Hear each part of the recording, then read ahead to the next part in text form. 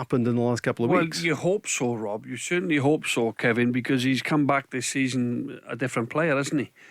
He's been he's been absolutely outstanding in all the friendlies, in the early league games, in the Europa League qualifiers. He really has. He's been Celtic's best player at times, and some of the amount of ground that he covers and his passing is absolutely magnificent. His general play. And sometimes I'm scratching my head, Kev, to think how. John, it's night and day for last season. Yeah. And sometimes, mate, I'm scratching my head thinking, how have they allowed his contract to go down to the situation that it is? Now, I'm sure they've offered him a new deal. I'm absolutely positive of that. And I hope, I hope bringing in Ange, the new manager, and the way that Celtic are playing, there's a feel-good factor. They got magnificent centre forward now in Kyogo, great, fantastic right-sided play in Abada. There's going to be more, and hopefully that Ryan Christie will want to be a part of this sort of team now with Ange Postecoglou. But I don't know what his agents are saying. I don't know what's happening inside the club. Go on, mate. Go on. Maybe he's got options to go elsewhere. Yeah. Nobody knows. No, exactly. We don't know. That's the thing, we don't know. Personally, I'm hoping that Postecoglou can change his mind and they give him a good deal. They raise his money, they give him a new contract, and he ends up staying because he wants to buy into this new sort of good football, new feel-good factor. These 4 winning games in a row. I know there's an awful lot. It's a 38-game league season. Long way to go, of course. But I'm the same as you. I think it's really important to keep, these good young players that we have, but we don't know. Has his head been turned? Is his agent onto him? Has he got big deal on the line from another club? It was your best buddy that was actually managing Celtic last season, Bill. But no, it's totally different mindset now. My best buddy's in Wales, pal. He's not my best buddy. Oh, sorry. No, he's not my best buddy. Far from it. I got pals I grew up with in Swansea. They're my best buddies, mate. Teammates or acquaintances, aren't they?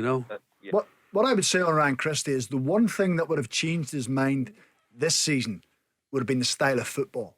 You talk about changing his mind, John, and wanting to stay. He must be thinking, this is good.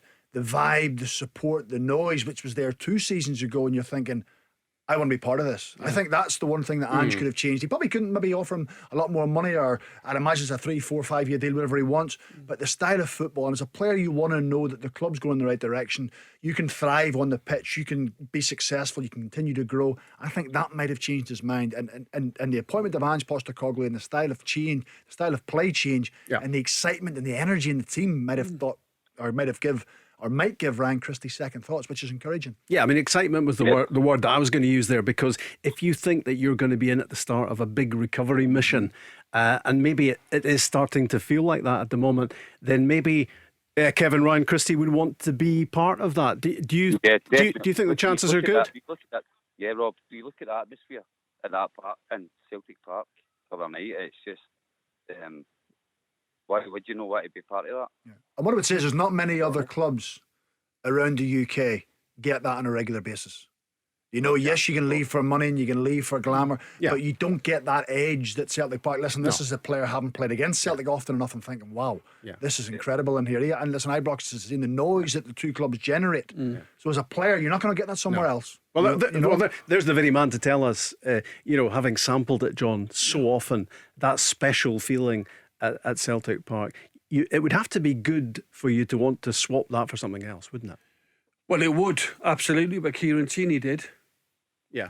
Kieran Tierney come through the system. He'd played over how many games? He played in the Champions League. He tasted it, and he was Celtic to the core.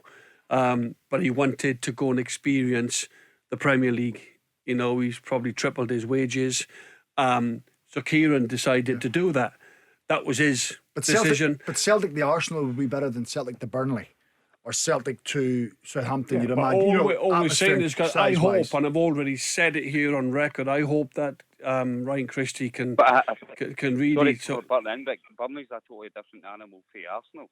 Yeah, that's my point I'm making to John. Yeah, you know, who's going to Burnley? No. Well, I think Ryan Christie's been linked a club like Burnley. You know, if that's what you're swapping Celtic for, the lower reaches of the Premiership, a club that doesn't have a fraction of the fan base that Celtic have. No, I agree. I agree on that point. Not being disrespectful to Burnley supporters, but I just hope that Celtic and Ange can get him in the office and say, look, we're building something really special here again. He's been part of something special, by the way. He's won trophies. He's won things at Celtic.